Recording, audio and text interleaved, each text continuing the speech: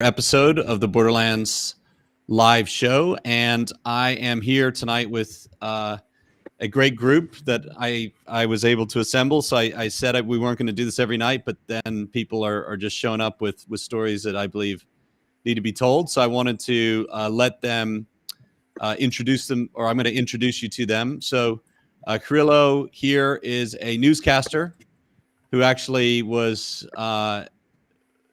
announcing the start of the war, an early morning on the first day of the war. There's no days of the week anymore in Ukraine, or for people who know someone or care about people in Ukraine. This is just day 6. And Vladislav here is also his producer. So they work together. Inter TV channel. Hello. Inter TV channel, the hottest news show in Ukraine, the coolest one with the coolest announcers. And then we're going to bring Yuri back here today because we want to get an update on what's going on in Bilohorotka, the territorial defense, and hear from him. So first of all, Kirilo, or how do I pronounce your name? Is that? Yeah, it's fine. Well, in Ukrainian, it sounds Kirilo. Kirilo. Okay, sorry. Kirilo. So I would just like you to start this off and tell us how did the war start for you and the Ukrainian news channel that you were serving? What happened on that morning? I'd love to hear what your experience was and how you announced it. Yeah, well, I'm TV announcer in the morning, so I'm waking up every time at 4 a.m. So this time I woke up because of explosions. It was 5 a.m. and what is that? Is it like a big track crash or something like that? What is that? And then a driver came. I went to job, and when I came to a channel, I was like, I was asking like everyone what's going on, and nobody was like knowing what is going on. My boss, he was like a little bit shocked, like I don't know what is going on,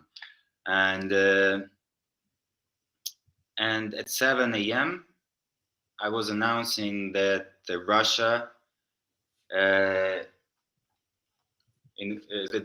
invades Ukraine and they start to bomb in all the cities. It's like missile strikes everywhere, and I was shocked, and I was announcing that it's a start of the war. So that day I was working like every hour until 10. Then I went home, and I didn't know what to do that day. I was like, is this the end of my work or everything, or what is that? But then I started to see news how our soldiers fighting, protecting and everything. That become a little bit calm. So yeah, first day was a lot of shock, a lot of stress, and I didn't know what to do. You never know what to do when the war starts. I mean, I was walking on the center like a few days ago and was thinking like, oh, this city was bombing in 1941, like in the Second World War. And now I see the same. I mean, how come? It was quite difficult to understand that. Well, it was my first day. Yeah, I'm here with my grandparents. So I went to them. I understood that now it's going to be like lots of people in the shops. It's going to be big lines. I was in a line for 1 hour to buy some food. And actually it was the last food. I mean, like rice, wheatgrass, like normal package, like to eat. It's quite hard to find because people start to a little bit panic. I mean, like not a little bit. They start to panic actually. Lots of people start to leave Kyiv. Lots of my friends, I mean girls, they left Kyiv because they can't help.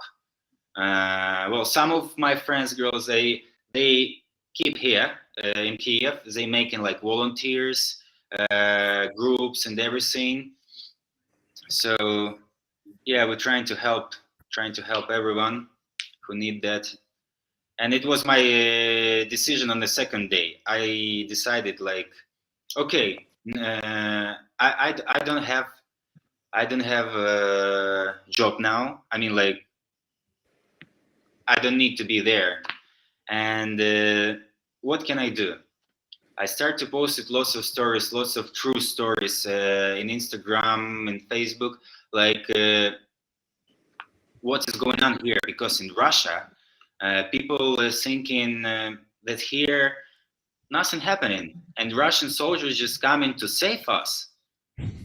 I mean, like, saving from what? And yeah, and I start to post in these videos, some news, and also I was asking territorial defense if they need me there. And at the moment, I'm more powerful. Well, I'm more helpful in civilian side, because they need food, they need clothes, they need medicaments. So lots of people just need help. So me and my friends, we started to helping, we started volunteering everywhere, and now we're trying to volunteer through Ukraine. I mean, like, we have connections in other cities, so we're trying to help there too. But first mission is Kyiv, especially for me, because I can write here, I can take some food, medicines, and just bring in to people who need that. And I decided that's the best way to help in this war, and also to do some news. I mean, on internet. Yeah, well, it's how I'm trying to help, and I'm really tired, because like lots of people asking for help, a lot of people. We need more people, we need more drivers, and well, I think it's gonna be fine when we will make a system and we will just help people.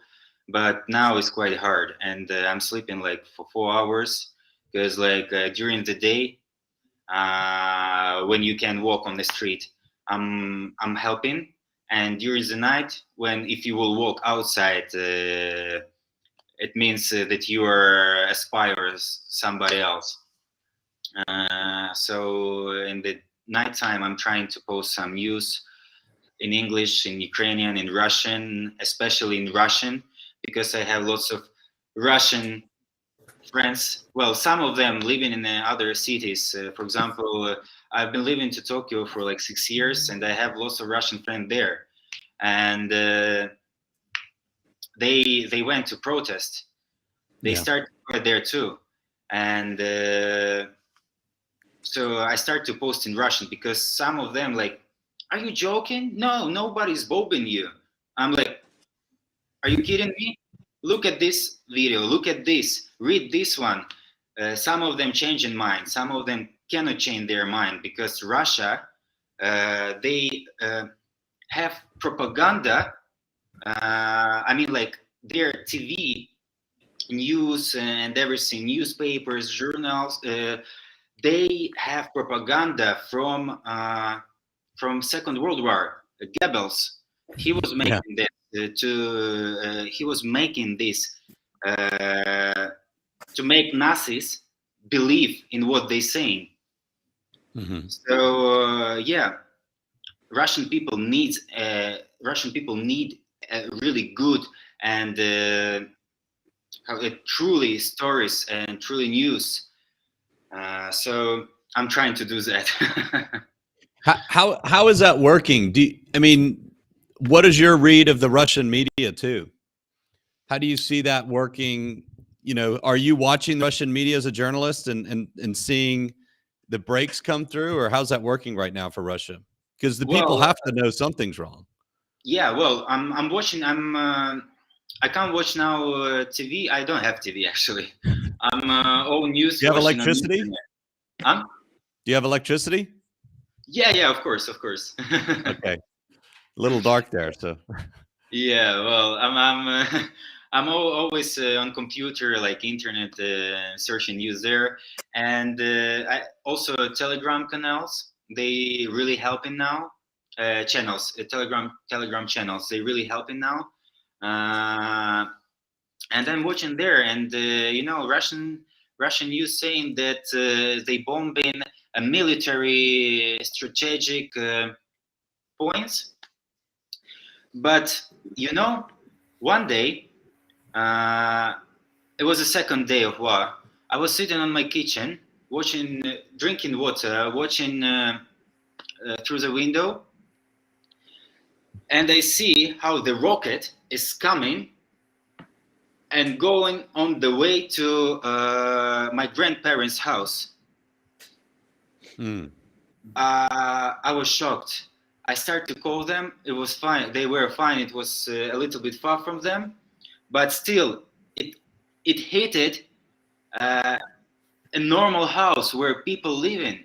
I mean, like, it's not military place. It's not like a strategic place. It wasn't. And then after 2 minutes, our army, I don't know, hit that place where was the rocket coming, and it was big explosion.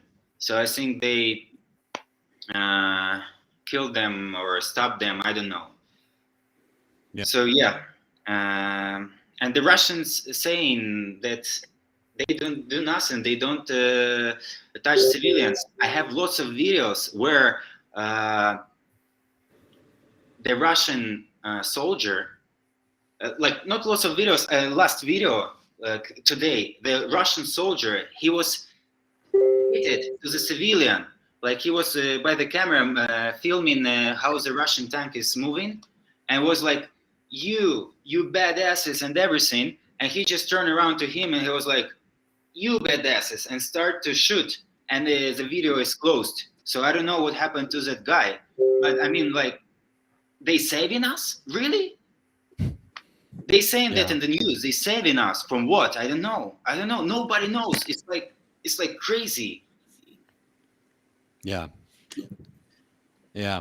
Well, let me just ask you this. As you're in Kyiv right now, you're still in Kyiv right now. Yeah, I'm in Kyiv. When did you stop broadcasting? Are the Ukrainian news? What is Ukrainian news doing? Because you're obviously very talented at telling the story to your people. What are you doing, and what are all the newscasters doing right now? Oh, well, thanks. Now it's like all channels in Ukraine. They all together now. So we show in every channel showing the same news. So we don't have different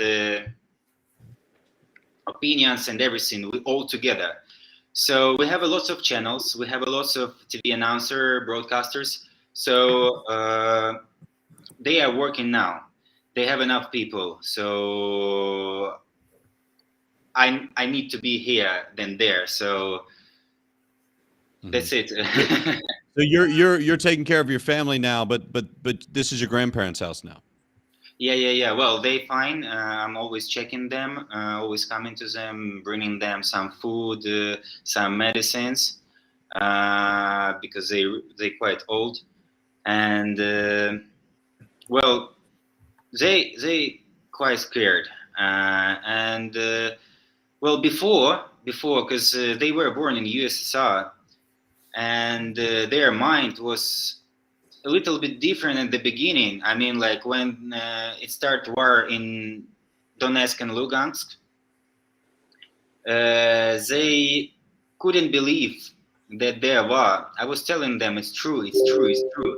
And when a little by little they started to understand that Russian news start to lie, and now they completely 100% agree with me. They love Ukraine. They don't want to leave Kiev. And what can I do? Just protect them. I wanted to take them somewhere to safe place. My mom living in Tokyo, and I was thinking to send there, or even to my friends in Poland, but they said no. We will be with you. We will be here. We will be in Kiev. We have. This is all that we have. We don't want to leave. And yeah. Well, we hope to have you keep your ear to the ground for us and help us with, you know, some inside reporting going forward on what's going on. And you know, please do. And before we move on to your producer here, your friend Vlad, anything you'd like people to do, or to how can they support?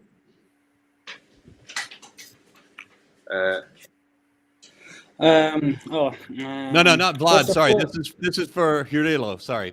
For me. Before I go to Vlad, yeah, for you. Anything you'd like to ask people to do, or anything that you'd like them to support? Well, at the moment, people like they all together. I mean, like today,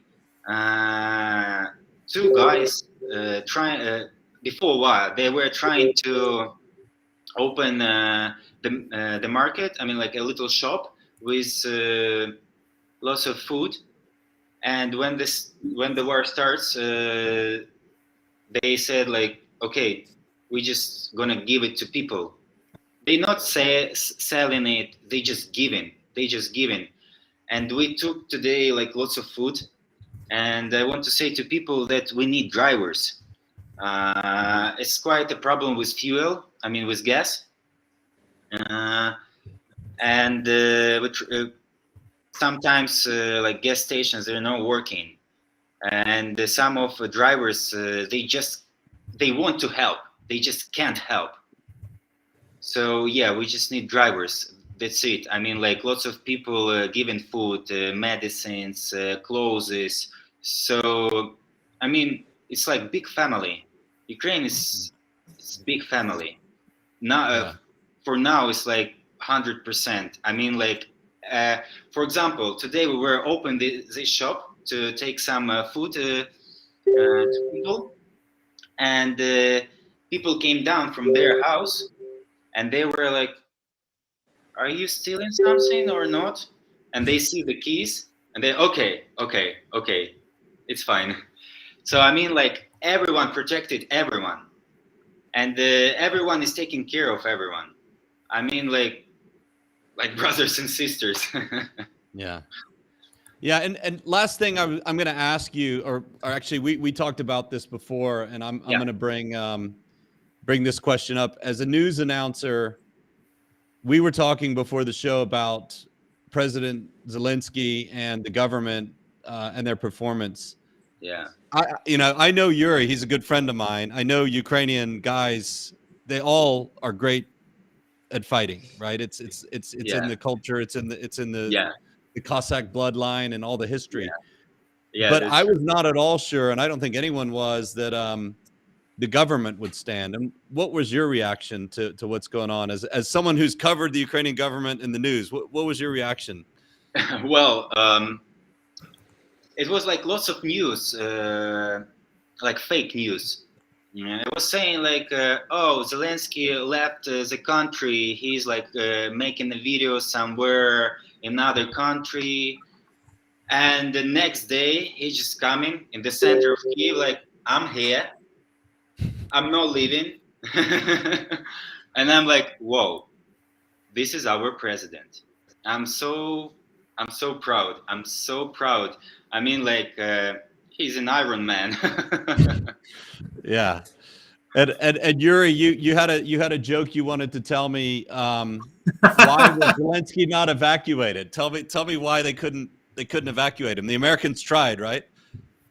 You know, now the same question when foreigners asking me, what do you need, and how we can help you, and I tell them anecdote that Ukrainian army wanted to help Ukraine with a weapon and helicopters, and wanted to evacuate our president. But they couldn't find the exact helicopter that can land off because Zelensky has too heavy eggs. To have it You balls. mean Yeah. balls, right? In English. Yes, too heavy balls. They So couldn't find a helicopter. They could not help. Yes, they don't have anything to help. Yes. Well, I mean, that must upset Putin greatly because he has a real problem with masculinity. So Yeah. That's true. oh wow. Yeah, well, So- that's true. That's fact. So- It's fact. It's not fake news. Yes, it's not. Yeah. It's not That's real. something. Yes. Yes. That's real. Well, Yuri, I'm gonna get to you in a moment because everyone knows your story. You're from the territorial defense at Belohorodka, but Vlad here also has a story Yeah. about Belohorodka. And Vlad, I wanted to. How do you know Kirilo here, and what happened to you at the beginning? And what do you think? What's your attitude and position about what's going on? What do you think? What do you think's going on? Firstly, I would like to say thank you for the invitation, because now it's very important to tell the whole world about Russia's crimes against Ukraine and fight on the information front. So my story began awful. I think it was awful because first day of the war, we sleep with my girlfriend and hear blast. I woke up, see on the window and just see red sky. It was awful. We just put clothes, documents, passports, money, cash, credit card, and go to my parents. So then on the first day, I still try to go to the channel to broadcasting, and it was successful for me. We can broadcast, but then I just can't go to the channel because roads was in battles. There are a lot of military of Russia, so it was a problem for me. And we have 3 nights in Belogorodka, and then our family decided to leave and go to the Khmelnytsky, where I was born. And yeah, we arrived to Khmelnytsky, and just live there. Try to volunteer, try to help what just we can do. So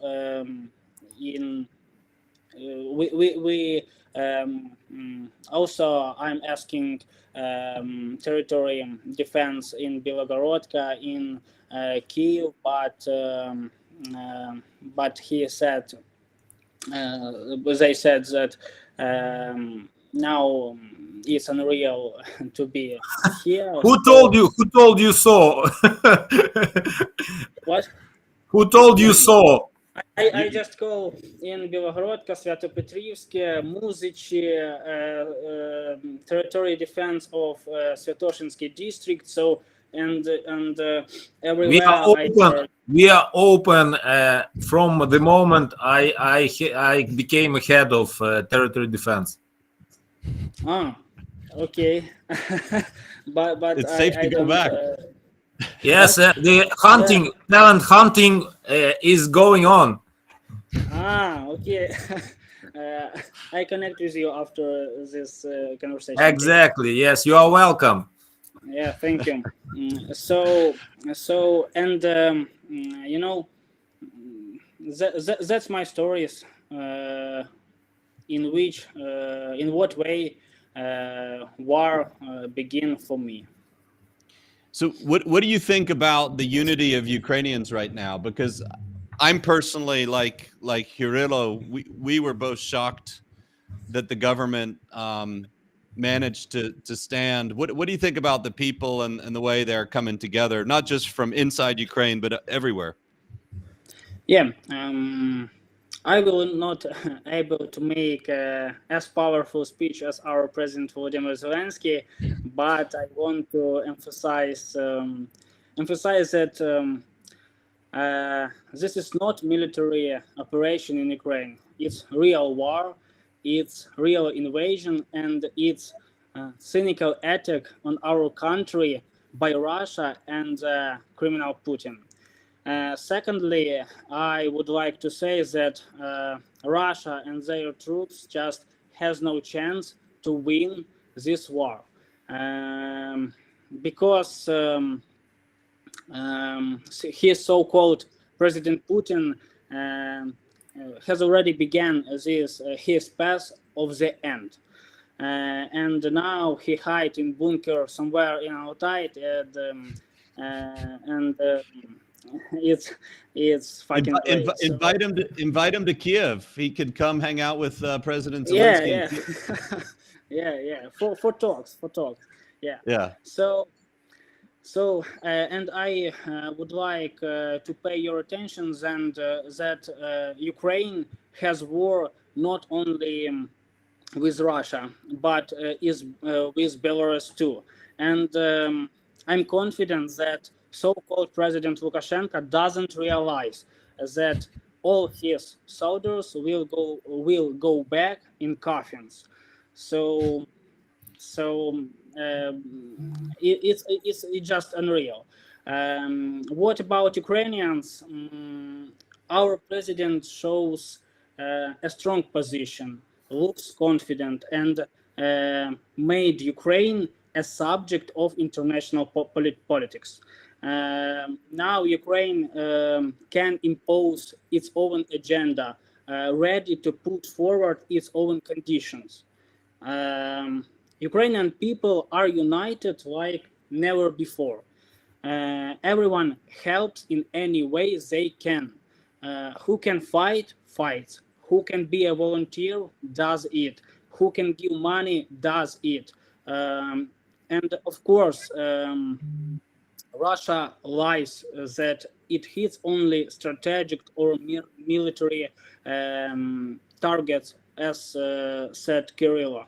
Kyiv, Kharkiv, Kherson, and many other cities,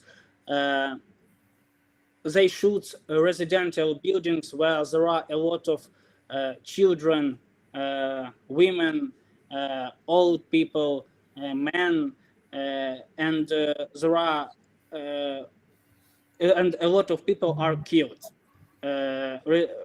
Just residents of this city, not troops, not military, just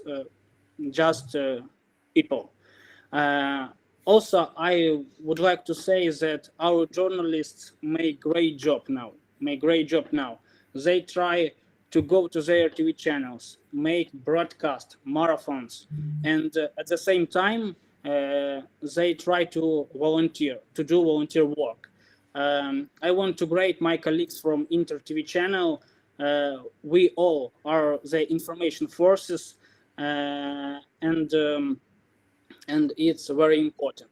I personally think that Ukraine controls the situation. I'm confident that Russia will lose this war because Russia is dumped. Talks with the Kremlin will be on our terms. I hope, I hope very, very, very that Putin does not die today or tomorrow, because I want that him to wait for the capitulation of his country and then die in the Hague court, because it's my dream.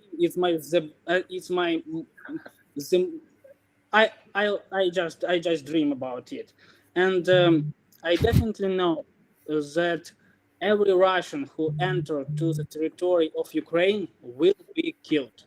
We will return all Ukrainian territories. I think so. Crimea, Donetsk, it's all coming back, right? I think that that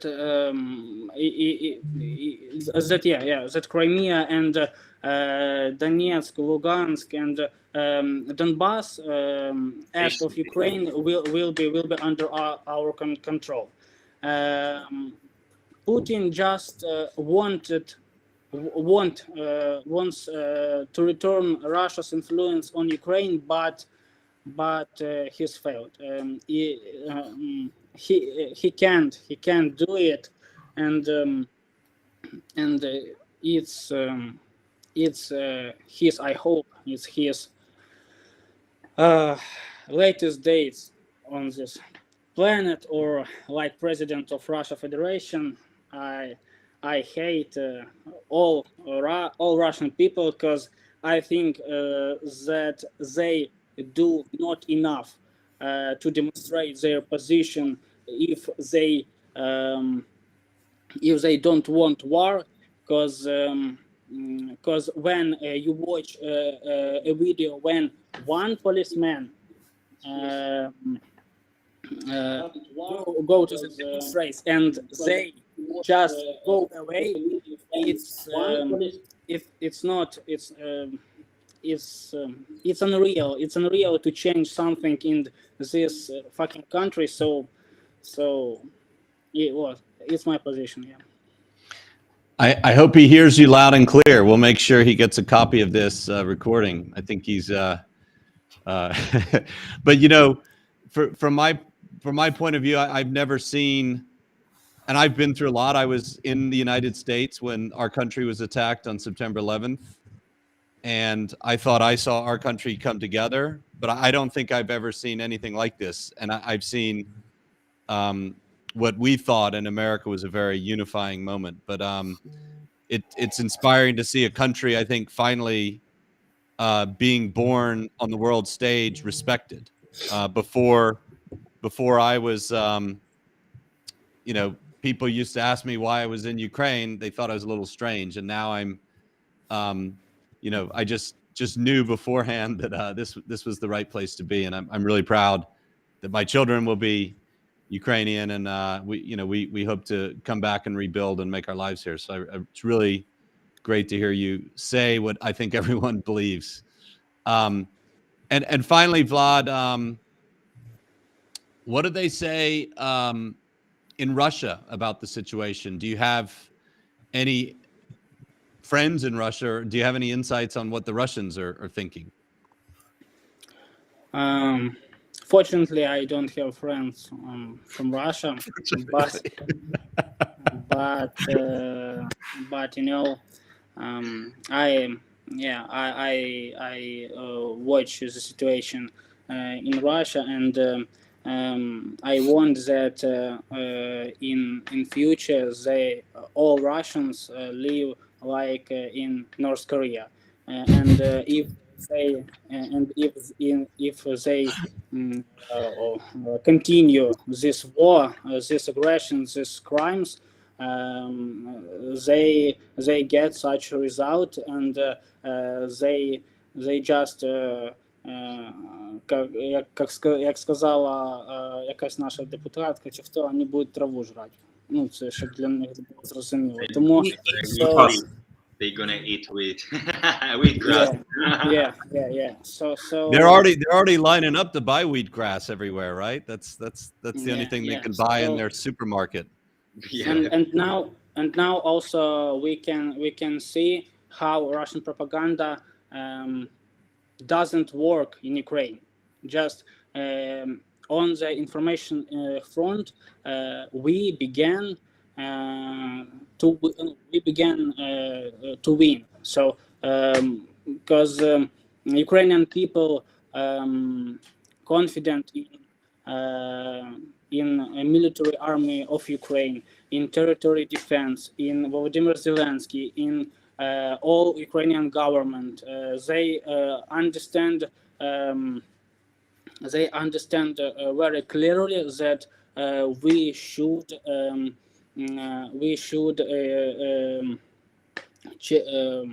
проверять. I'm sorry. Check information and use only information from official sources. So I think that Ukraine began end for Russia. Mm-hmm. I also want to say thanks to all countries, actually, because like lots of countries around the world, they helping us too. I mean, like they help Ukraine a lot. I'm going to push back on that. I'd like to say thanks to all the countries that started to help at the beginning, and there weren't many. And the rest of them, what the hell took you so long? I mean, Germany, thanks. Welcome, welcome to the party.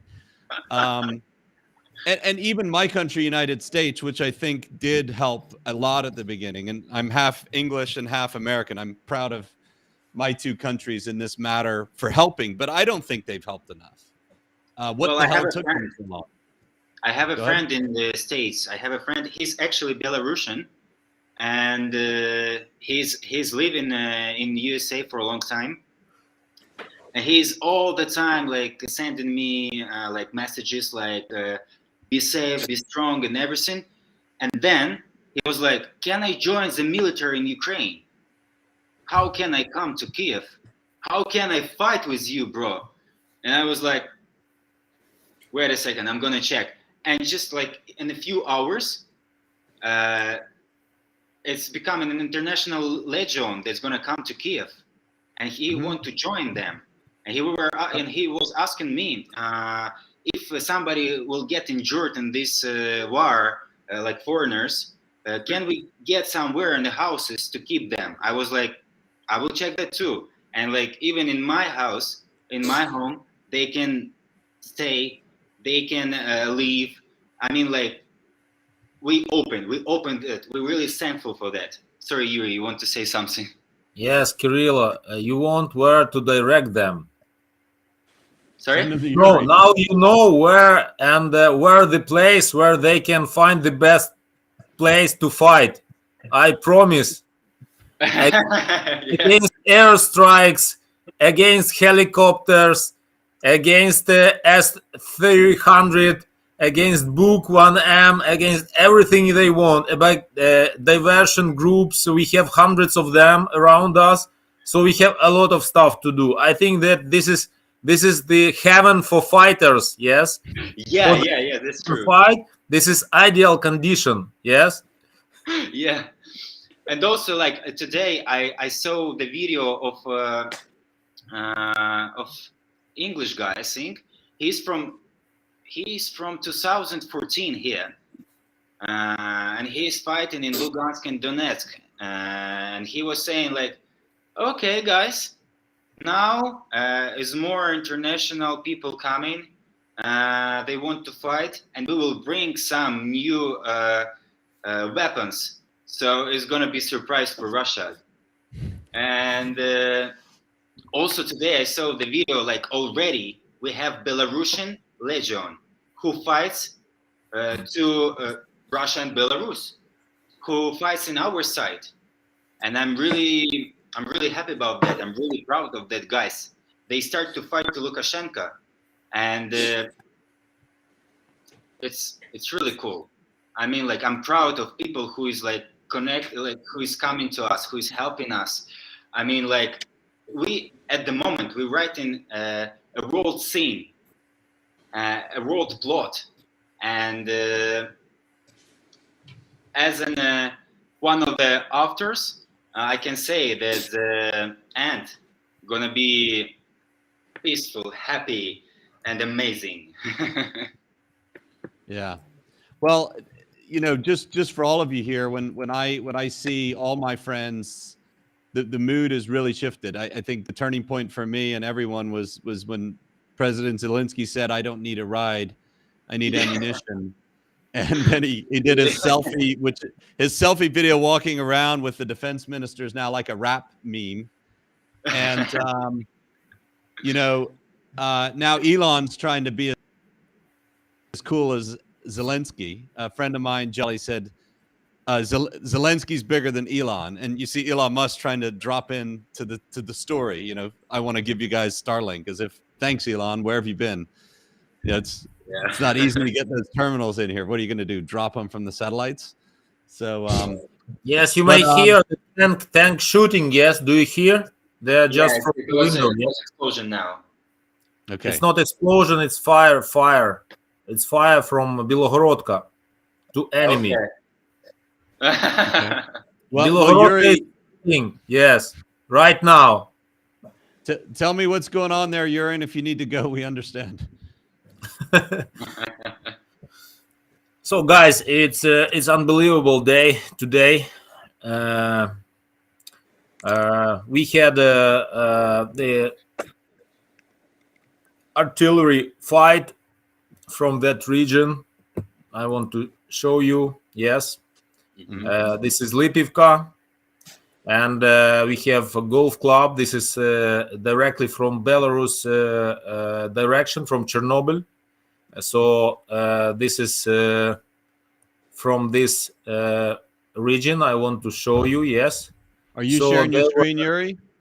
I don't Oh see your yes, screen. yes. Just want to show the screen, okay? Because Yuri, can you hear that too? yes. Okay. Now, do you see me, Sam? Yep. So I want to show you the place where we had. I don't see your screen actually. Yeah, we Don't see. Just a moment.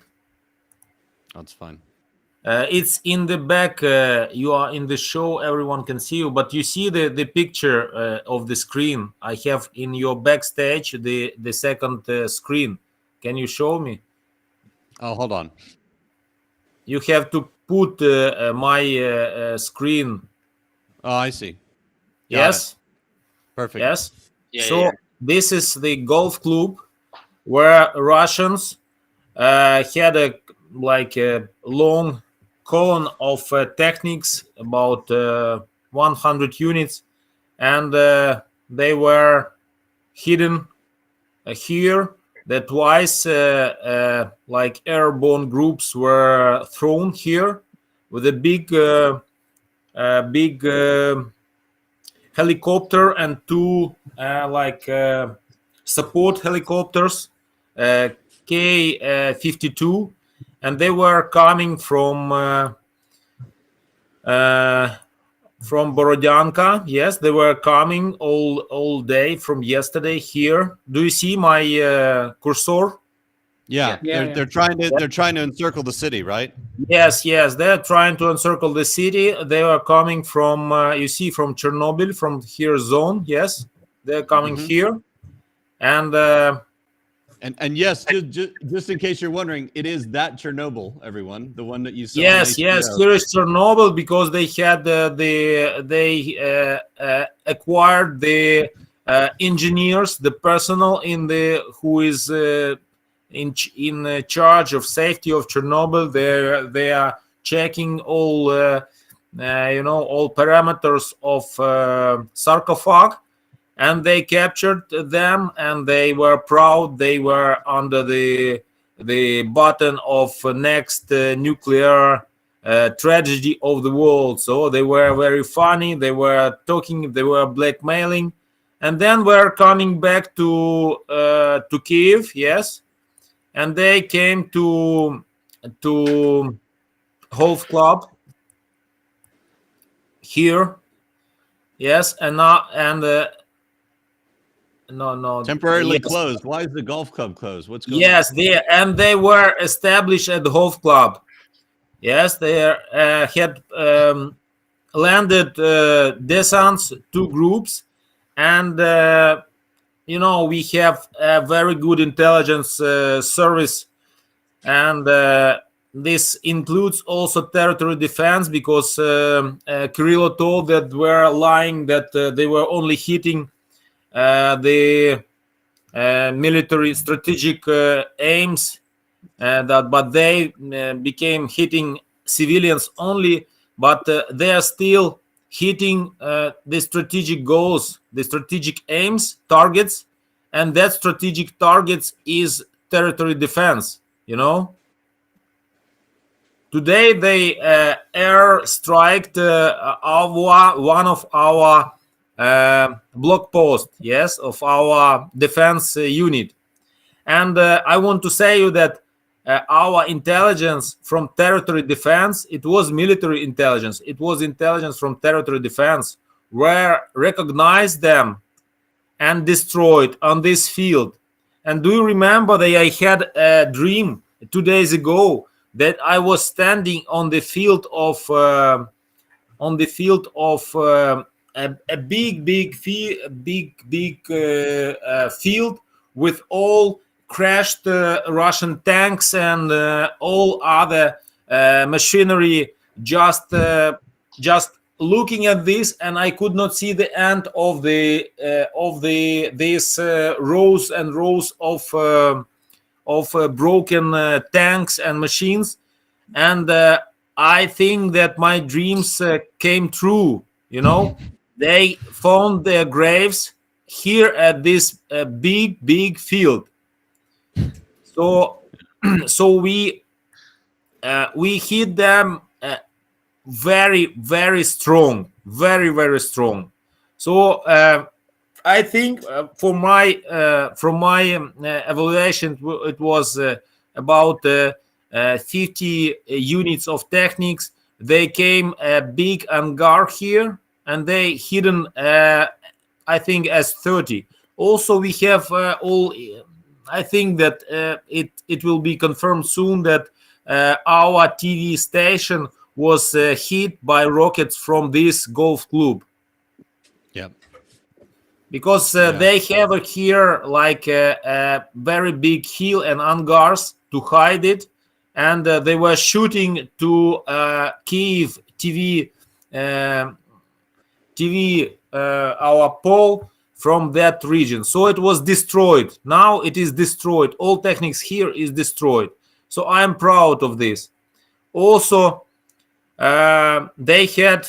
So I just want you to see that we have territory defense here. You know, we have Bilohorodka from Irpin, Boyarka. This is our region. And now only in Bilohorodka, we have 5 points of defense, and Su-24 jet bombardier thrown 2 rockets to our people. And I want to show you that Sam, yes, can you see here? So this is the place where 1 rocket was thrown. Do you see the picture? Yeah. And here is one of my people. They are making a video. This is real time today, about 15 p.m. It was a real rocket from this Su-24.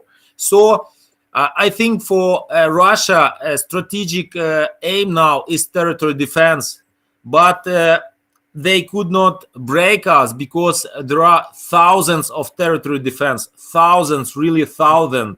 We are everywhere. We are everywhere, and we are united. I have to say that we are. Just a moment, I will stop. Strongly. Can you show me? We are strongly connected with the army, local government. Today, I have a very good, very insightful connection with our authorities. We are just on direct calls, you know. Everything is clear. Everything is coordinated. We now only in one village have 500 troops in territory defense. All sectors, we have now about 150 people in fields. only in 3 villages. Now we cover a few villages, but we are growing very fast, and we have all chance that Bilogorodka will become the territorial defense center for all the region of all the borderline of defense from Belarusian border. So I'm proud of my people, because I never, even in 2014, because as you know, Russia started war in 2014. So we didn't have such a good coordination. Now we are using unique technologies. We have all cameras established. We have all optics on our hills. It's unimaginable how we can organize such a strong movement.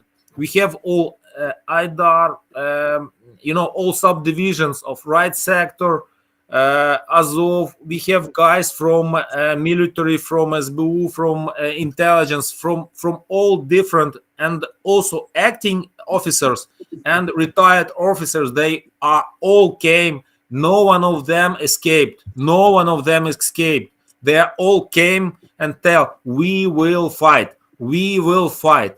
And they put all experience of them, all understanding of the territory, because they have a lot of local understanding of of rivers, of hills, of wet areas that tanks were come, where tanks could not come. And this is a huge knowledge I never even expected. For last 5 days, I knew all key people. I think that they are the best to came in the territory defense. I know advocates, IT specialists, teachers, lecturers. We have a team that is enough for battalion. So we have also financial support. The people who is responsible for finance, for technical support, for weapon, for general coordination, for staff. We have a full range of staff infiltration. We have a psychologist. We have a reporter, interviewers, professional who made interview with criminals. With special forces, etc., with a huge psychological level. We have psychologists about psychological trauma. We have all staff established in territory defense, and we are growing. We are still growing. We are growing our own funding. We have a huge amount of support, and I want to say that a few people who are working, they are from Belarus and from Russia. Yes, they are fighting for Ukraine, for freedom. And I don't think that this is war for Ukraine. And I don't think that we have to thank all the world for support. I think we have to thank to Ukraine for this production of freedom. All the world have to thank to Ukraine, because we feel a lot of pain. We have every night. My wife is crying, and I think that not only my wife. Every night, my children ask me, "Father, where will you come to us? We want to see you." When at the first part of war in 2015, when I first came to the Donbass, so I left the home, and they were at home waiting for me. But now I am at home, and I have to send them away. So they are away, they are thrown away, and I have to defend my house. I am sitting and defending. Literally, I have to defend my house. So this is a huge trauma for every generation of Ukrainian. But this is the chance. Yes, I think that these few, I don't think it will be few days, but it will last for longer. Yes, maybe months, maybe even years. You have to be ready for this. But it will foster the generation of new Ukrainians, and we will be extremely strong. Nothing could compare, nothing could stop us. I think we have to be a very strong country, and we are growing power in the Europe and in the world. I hope so, and I think that this war will crystallize and strengthen the best people in this country. I believe in this. You know, Yuri, I will join the territory defense if we will lost communications and light. In that way, I'm just like directly going to territory defense. So you know my number, yes? For sure. Yes, and I'm Yuri, not afraid, because I know if something will happen to me, I know that we have thousands of territory defenses, and I'm proud of that. So we are unbroken. It's not about me, it's about all movement. And I think that there are thousands of strong people as Kirillo, as Vladislav, who will fight for our land and will win anyway. well, Yuri, I've been to. We've had many long runs in Bilohorодka together, and I know that Stalin even has some old bunkers there he built. And if you guys do what I know you can do in that really interesting terrain with all these bunkers, it's going to be a tough fight for anyone coming through. So looking forward to what you guys can do there. And I will tell you something more. This is Bilogorodka, yes, and I know that Sam loves history, and this is the village with the history from 996 year. It was the one of the first cities of Kyiv Rus, yes, and the king Volodymyr established defense structures there, and we have the hill, Tatar Hill or Snake Hill. It's differently named. It was made against Tatar invasion, yes, and we have these hills. We now have a post of defense. We have our artillery, we have our tanks at the Tatar hill, which was made more than 1,000 years ago, and all Tatars were coming and trying to capture Kyiv. And now the history again shows that the force of our generations, last generations, help us to do, because our hit extremely precise. They are just throwing away. And it's unbelievable. I feel this power, Sam. I feel this power that my grandfathers are fighting together with me, and it's unbelievable. I'm happy. I'm really happy about this, and it's like David and Goliath, exactly the same. One is fighting for freedom, another is fighting for slavery. And we are producing the world's freedom, the biggest producer of world's freedom, and the world have to buy it. We have to enjoy it. We are producing a huge amount of freedom, and it's important. I had also a talk with Belarusian, a couple. He is Belarusian, his wife is Ukrainian, and they were crying. He is among the richest people in the country, and he also was crying. And he told me that all Belarusian, all progressive Belarusian, they are waiting.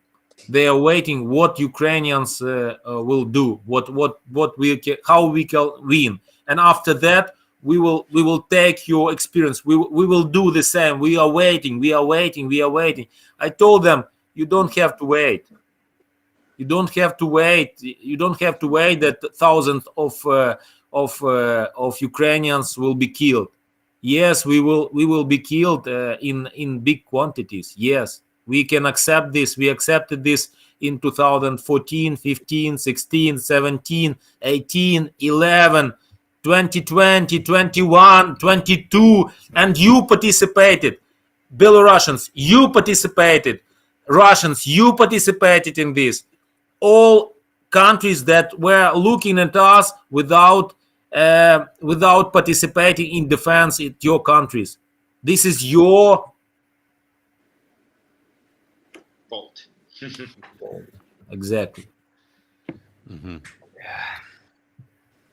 Well, Yuri, I just wanted to give everyone a chance to really digest and absorb that, and just thank you for that perspective. And I had some questions about how you see the war, and I think you pretty much the morale is very high.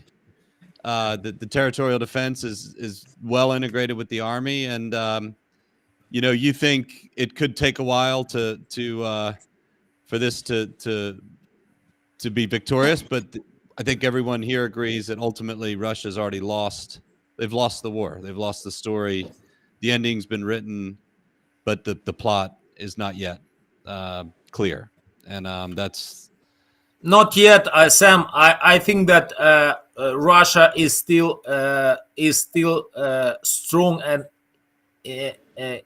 it could hit the world. Yes, we should not celebrate anything.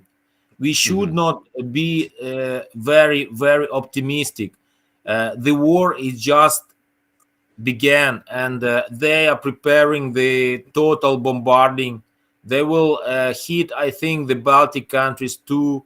They will hit all other districts. They could hit. They could capture nuclear power. So they will use everything they will be allowed to do. So the war is not finished yet. They could capture their wires in the world. They have Russians abroad, so they will use everything for a long time. I don't think it would be fast war. Even thousands of them will be dead. They will fight for their idea.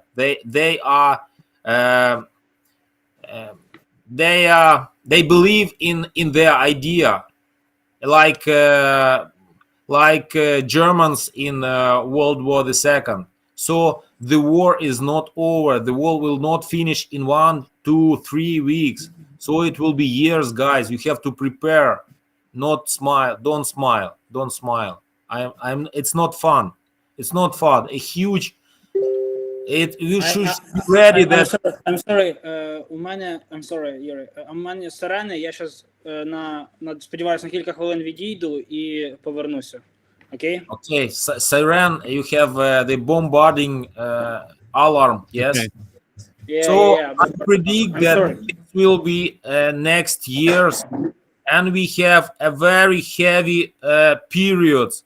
We have a burning out of psychological, internal psychology will be burned out in a few weeks.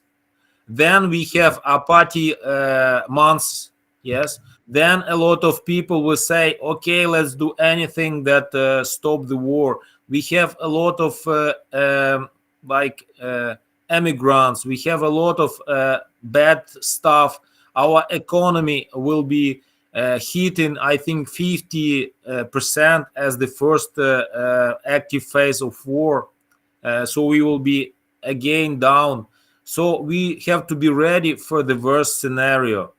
But yes, we will destruct Russia. I promise you, we will destruct Russia. The price will be very high, but everyone who sees me, I predict this as analyst, as warrior, as a father of my daughters. And Ukraine will blossom. We will become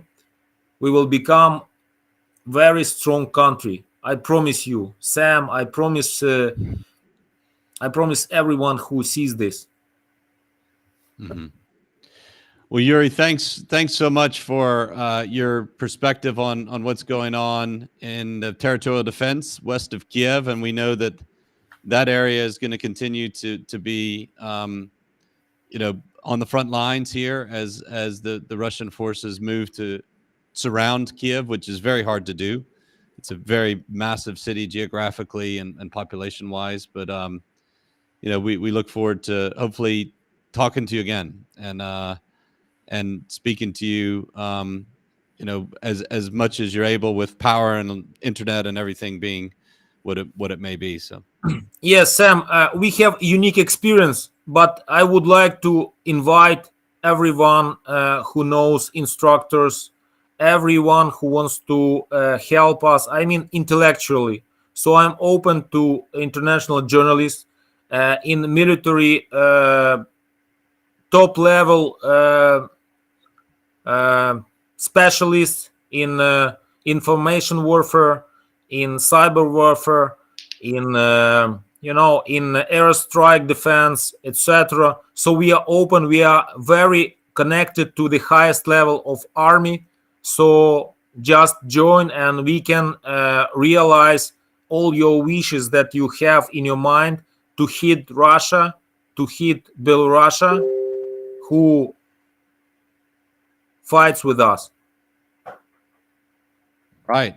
So last but not least, and for you know you, Kirilla, and hopefully Yuri, and I'd like to just bring, you know, I'm putting this together for my friends and family, and you know, someone who wants to be part of the future of rebuilding Ukraine with my organization that we'd like to build here, the Borderlands Project, and my family with my fiance and my in-laws.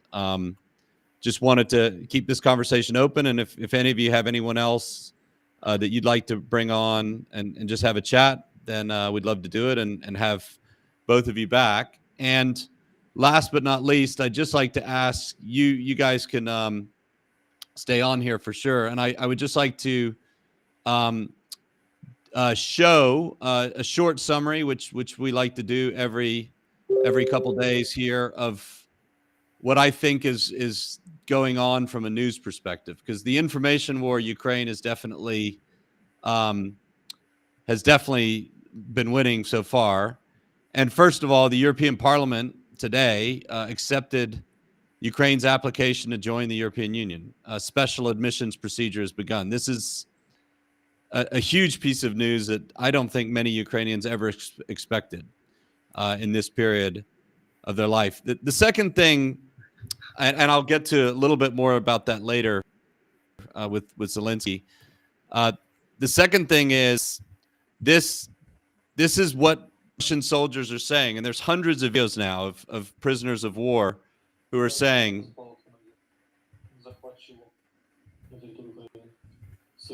Цели я не знаю. Я просто шел за своей колонией и все. Добровольческая миссия какая у вас была? Четкие задачи. Нам вышестоящее руководство не поступало. Каким там освобождение нацистов пошли? Ваши командиры что объясняли, рассказывали? Для чего будете уходить в Украину? Для того, что тут, в общем, было как бы батальон, больше как нацистов, который нам нужен. and so those two soldiers thought one didn't know where he was going, the other thought he was fighting Nazis, and then the last one,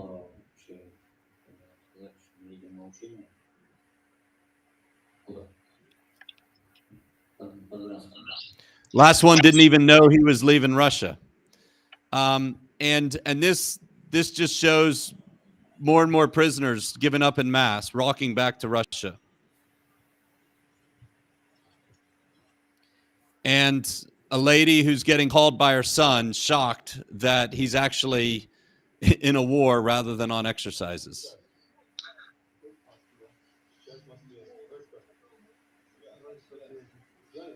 Мне прислали видео, это где и спрашивают, Люда, это твой номер, я прямой. Мне вот в Одноклассниках прислали это видео, но я выставила, пожалуйста, молитесь, чтобы мой сын вернулся живой. And actually, this is an intelligence report. Amazingly, Russian soldiers are using unsecured communications. And this is what they've said. No one wants to fight it. It's the truth. About half the forces had no idea where they're going. They were supposed to be on a training site like JRTC. On the way to the site, phones were confiscated and live ammo was passed out. That's relatively normal for large training. A few hours later, they're suddenly getting shot at, pretty much are just defending themselves. As invaders, I know how that seems ridiculous. Really, only the officers know what's going on in most regular units. And the officers started stationing themselves further and further away from the fight as the days go by, to the point where they are out of radio range at this point, and no one can contact them. The exception to this was some paratrooper and special forces units.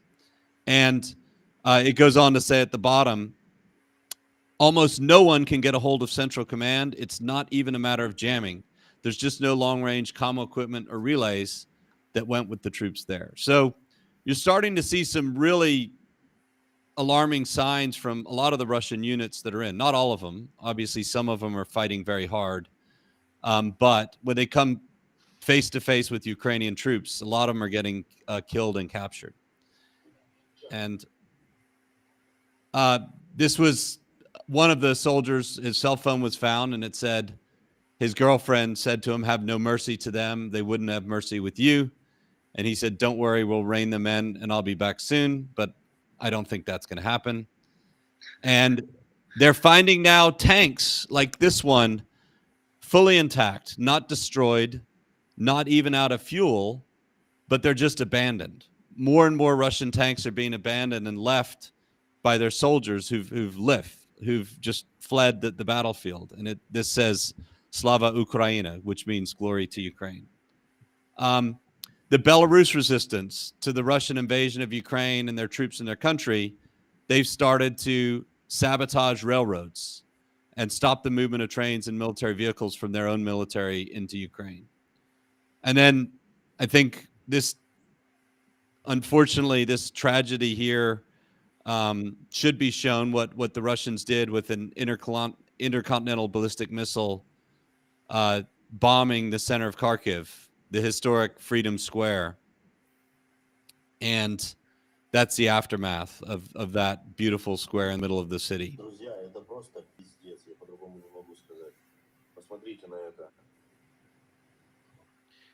And the shelling of a military unit in Ankarta. There were 70 Ukrainian soldiers killed in this. And then finally, scenes like this where people are going out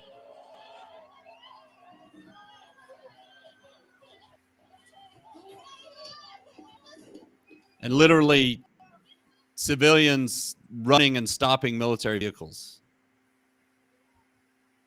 And there's just more and more of these scenes. I love this video.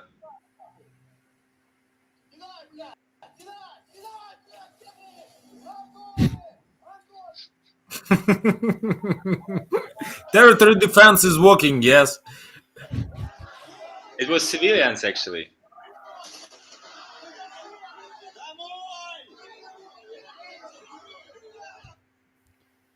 And even now, sophisticated weapons that are being left on the battlefield are being stolen, or let's say confiscated or claimed by Ukrainians and brought to the Ukrainian army. And obviously the road signs are even updated to welcome the Russians, like the Snake Island sailors. And then I'd just like to end on this, because this was one of the more remarkable things I've seen is Zelensky's speeches to Europe are nothing short of what Winston Churchill did for Great Britain in the Second World War. We are fighting just for our land and for our freedom, despite the fact that all our cities of our country are now blocked. Nobody is going to enter and intervene with our freedom and country. And believe you me, every square of today, no matter what it's called, is going to be called as today Freedom Square in every city of our country. Nobody's going to break us. We're strong. We're Ukrainians. We have a desire to see our children alive. I think it's a fair one. Yesterday, 16 children were killed. Again and again, President Putin is going to say that is some kind of operation and we are hitting a military infrastructure. Where are our children? What kind of military factories do they work at? What tanks are they going with? Or launching cruise missiles? He killed 16 people just yesterday. Pretty remarkable, the sound of that translator, his voice breaking up as he's translating it. That's the second time in this 2 days I've heard a German translator, now an English translator, in tears translating President Zelensky's speech. And I know everyone probably made fun of him for a long time because he used to be a comedian and an entertainer, but he's certainly telling the story that I think is putting the West to shame with their own weakness in the face of Russia for the last 20 plus years. The West has not done much at all, even in America, to fight back against the interference that that Russia's not getting any stronger, richer, younger, or any more free or economically vibrant, but they've done a really fantastic job of tearing down the West by sowing division in America and in Great Britain and across Europe. And now a little country that everyone wrote off and said they're going to be dead in 2 days, let's just kind of stay back, is putting them all to shame. And I think it's amazing to watch history just transforming before our eyes. And I know your point about Russia. It's probably going to be a tough road ahead, I'm sure. It already has been for so many people, but I do believe they've already lost the narrative and the war and the story. They can't win that back. But you're right.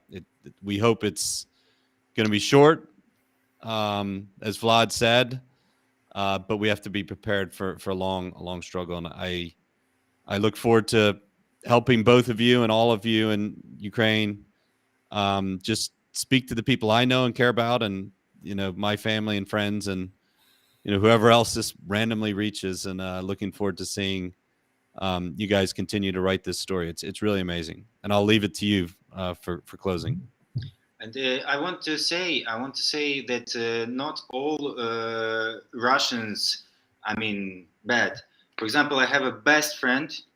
He's from Moscow, and he's from 2000. No, we came. We meet each other in Tokyo. It was like we came back in like 2017, I think. I don't remember, but he's a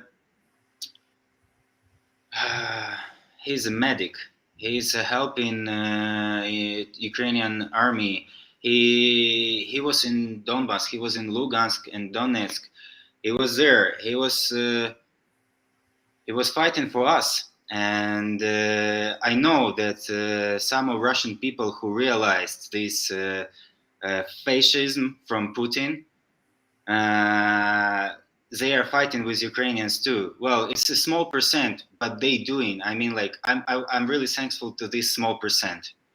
From other people, I don't know why they're in silent.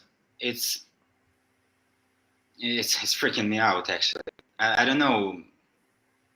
I will describe you, Kirill. I will describe you. When I was student, I played a lot on guitar, yes, and I knew a lot of songs, which was usually Russian songs with Russian rock, etc., etc.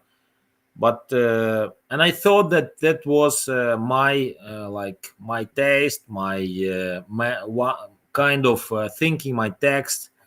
But after the first Maidan, I started to hesitate. I started to question myself. What the hell? Something wrong? Why they do not understand us? It's not about Putin. It's not about Putin. It's about the way of thinking. Yeah.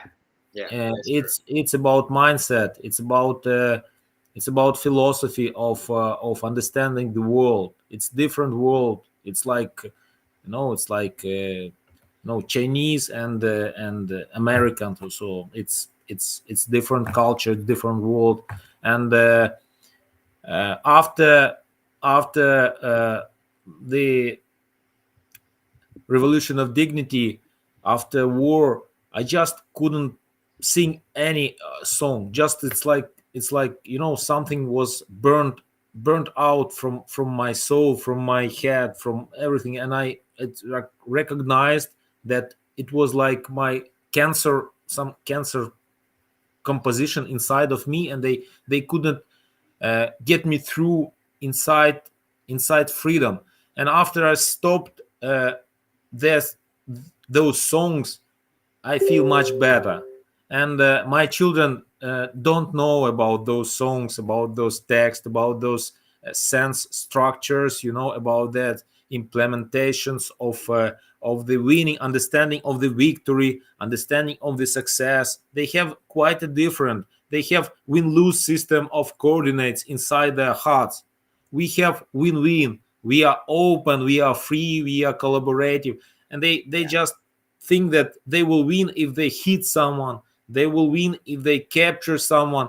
They will hit, that they will humiliate someone. That's their system of coordinates. I don't know how many generations have to be changed in Russia to change this cultural mindset of the nation. But they are dead for me, for my children. And I don't know. I'm not expecting to make friends of them. I don't expect to. They have to pay a big price, as Germans did in World War II. But it will last for a long, and we have to be prepared. And only by making ourselves stronger, clearer, smarter, more, I think, generals, more open to the world, we will be more competitive and in this world, and build happier nation and happier country. That's true. That's true. I'm agree with you. I'm completely agree with you. Yeah. Thank Listen, you, Sam. Thank you, Sam, for this opportunity. Thanks. Really appreciate. It's been great to connect with both of you. Kirilla, I've never met you in person. Looking forward to that drink in Kiev in not too distant future. And Yuri, looking forward to our next run through the fields of Bilohorodzka and some new things to study out there. So Yeah. Yes, you are always welcome. I have a lot of things to do, Sam. Always. Thanks, guys. By the way, I have diary about territory defense. Every day I made a short report about what's going on, what was done, what was gathered. We gathered a lot of money. We have our own finance. We got a bus for, by the way, for today. We good ferry brought us a bus for 44 places. We had radio stations from Kenwood, Ukraine, representative office. We had a big donations from Belarus. Yes, I am proud of that. We have a lot of stuff from training. We get instructor of military shooting systems. We had a capellan who will be responsible for humanitarian help. We've got a journalist who is responsible for international affairs, and it's all about territory defense. We have a staff, we have a strong plans, and we have unbelievably inspired people inside. More than 500 people are engaged. Sam, can you imagine that? For 4 days. It's unbelievable.